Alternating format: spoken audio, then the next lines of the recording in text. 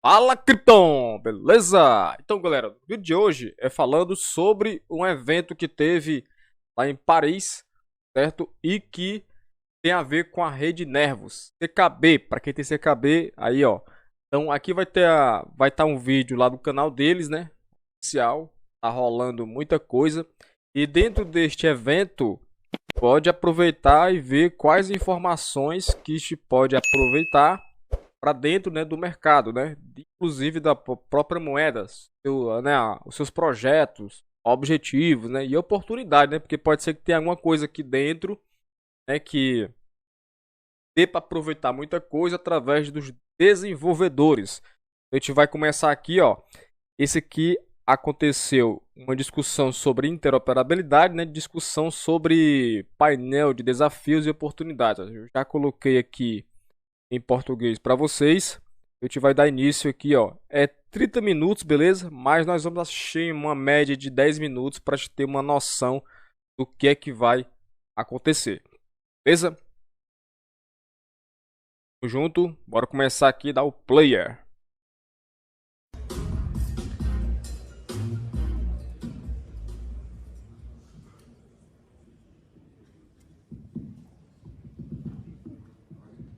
Good afternoon, everyone.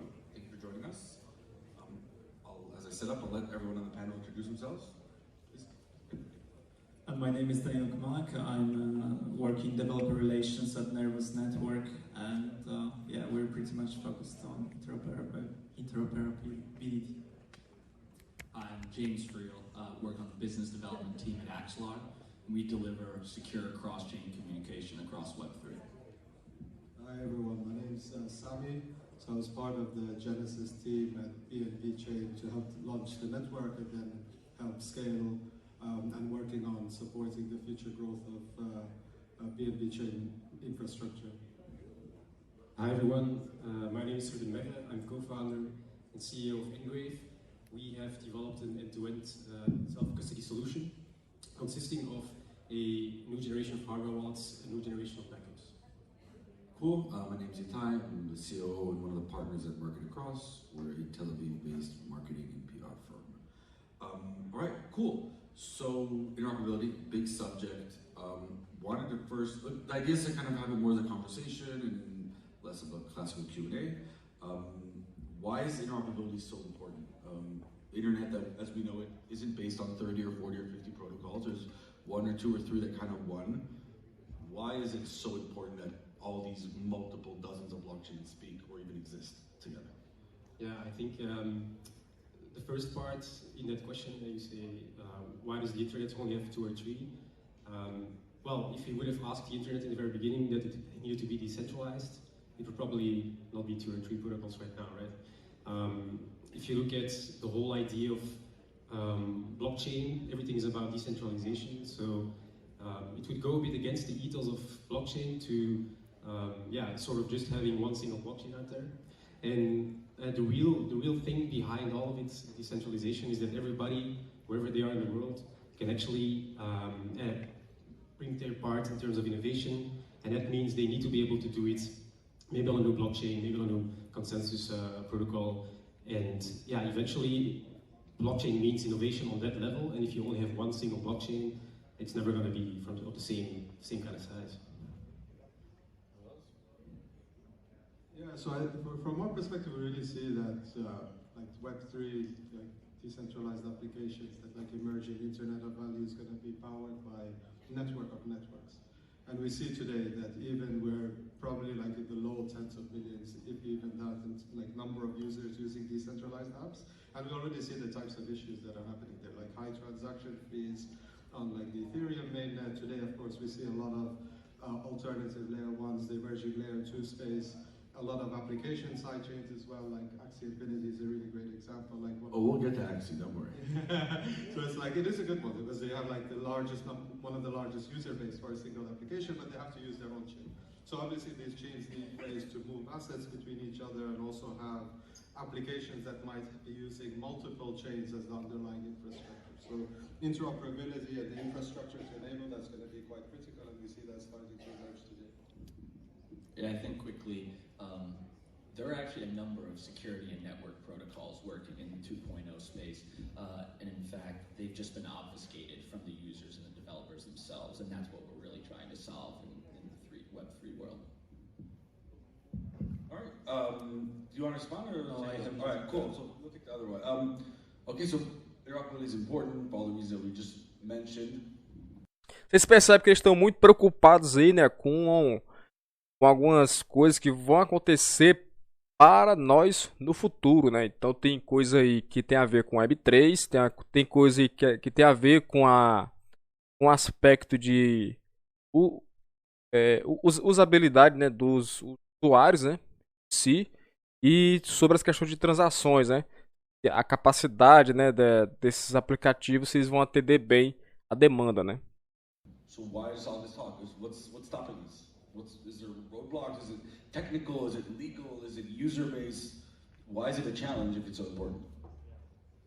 Yeah, I think the community typically talks about it as the interoperability trilemma. And so you have trustlessness, sorry, it's a bit like a security aspect of it. So who is verifying transactions and how much does it cost to actually compromise them? Then you have generalizability, which basically comes down to, can we get that data across different blockchains? And thirdly, the transferability, where you basically say, how do we get the communication through the blockchains? And I would say you always have sort of a trade-off, and you've seen it recently with the hack of Ronin, the hack of Wormhole, that there is always sort of a growth bias in projects, especially in crypto, because everything is going so fast. You just want to get more users, get more adoption, and obviously you kind of forget about the processes, and in most cases that is the security layer. So if you look, for example, at Ronin, what did you... We'll get there. We'll get to the bridge in a second. Okay, no worries. Yeah. So you're saying that for you, I want to summarize it. The roadblocks right now is moving too fast. There's too much demand, and then you're creating a supply that's not verified or cooked up enough. Yeah, so it's a trade-off between these three parts of the trilemma, and also technical people, marketer, you know.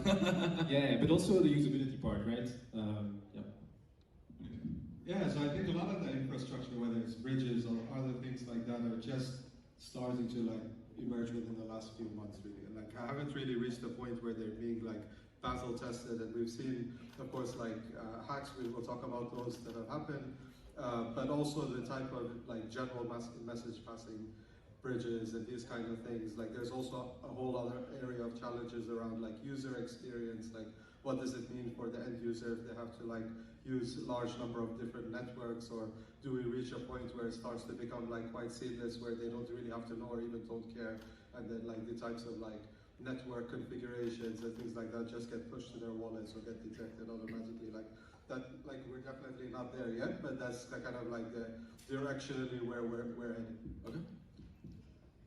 I think the solution solving is actually pretty technically complex, and it's been a nascent industry in terms of how long we've been looking as an industry to solve this problem. But security is definitely not trivial in this case. And so permission multi-sigs is not going to likely be the long-term solution. Security is going to have to come from decentralization. Yeah, I can only agree that bridges are often one of the first things that people want to see being built and connecting different networks, so there's a lot of demand for this.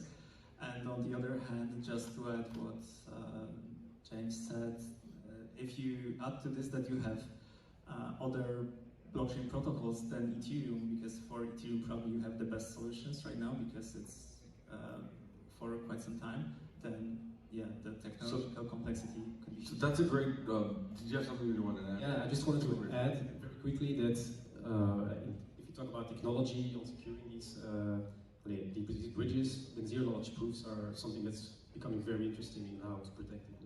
So you just said something very interesting, which is, and I think you said it, which is, up until a few months ago, there wasn't massive demand, and then it kind of became like now there's two factions or three, but one of them is just EVM. So is EVM cross-chain, or is interoperability? Or when we talk about interoperability, it is between the EVM ecosystem and other ecosystems. Does EVM push the button? Like, how does that live together? What do you think about that?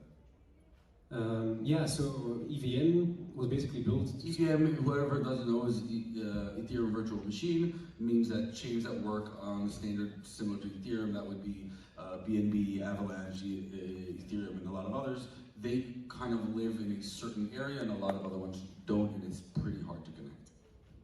Yeah, so EVM basically supports one coding language, which is Solidity. So if you don't think about Ethereum WebAssembly, the whole idea there was that the basic foundation of World Wide Web community decided to build something that is interoperable in the sense that it supports multiple more languages. EVM was sort of still getting in its evolution of development, and so they were actually working towards 1.5, and the Ethereum Foundation sort of shut it down and said we're going for the Ethereum WebAssembly version of it. Yeah. So is it the gold standard, or is interoperability actually not about just how to better EVM? I think it's beyond EVM. So EVM, right now we see a lot of new EVM chains for multiple reasons, because it has the most mature developer tooling, like all the infrastructure required, like oracles, data indexing, everything else required. Add to MetaMask for all the users of MetaMask. Exactly, wallets, all of those kind of things. So for new ecosystems or new chains to develop, and also like get that time for developers to get comfortable using that new tool set, like it's going to take some time. So for EVM, it's like maybe the easiest way to market today and to get the largest amount of developer adoption, but you still have some limitations in terms of how much can an EVM chain scale. Like most EVM chains today that you see will struggle to get above 300,000 users, or like any type of metric. Like if we want to talk about reaching tens of millions or hundreds of millions of users, you'll need to have different types of chain architectures, whether that's Solana or any of the others. I think those, like, ultimately having more choices for the developers is going to be like net positive for growing crypto adoption and use of decentralized applications. All right. Yeah, I just want to add to this that, for example, on EVM chains you have ERC20 token, right? What is this token on some chain that doesn't have the standard, right? So yeah, that's an issue I'm not technical enough to understand, but a lot of interoperability could create a lot of synthetics, and that's kind of... Anyway, so I do want to touch on something you just kind of touched there. Full disclosure, I do work with one of the companies we're going to mention, so I work with Polkadot. But there are very big projects with a very big developer community and a pretty big following. You know, there's Polkadot, there's Cosmos, there's a few others. So there's this whole layer zero concept happening. Isn't that going to solve all this? Is that not enough? Is that the way to go? What do you guys think about that? I think ultimately... Agora o cara aqui escondeu o jogo, né? Ele trabalha na Polkadot, esse cara aqui, ó. Esse cara que trabalha na Polkadot, esse cara que trabalha na Rede Nervos, CKB, ele aqui na BNB, e esse cara aqui eu me esqueci, esse cara também, esse Python também me esqueci também. Mas os três aqui, ó, cabeça, viu? Sei que tudo aqui entende do assunto, mas o ruim do ser o quarto é porque o pobre do quarto fica com as migalhas, né, do conhecimento. E os outros caras aqui estão discutindo muito mais, né? Galera, então eu vou deixar esse vídeo aqui completo na íntegra, na descrição, beleza? Do vídeo, para vocês que têm interesse de continuar vendo aí o que essa galera aí, ó, nerd, tá falando aí sobre as questões de interoperabilidade, né? Questões aí de adoção em massa nos próximos anos.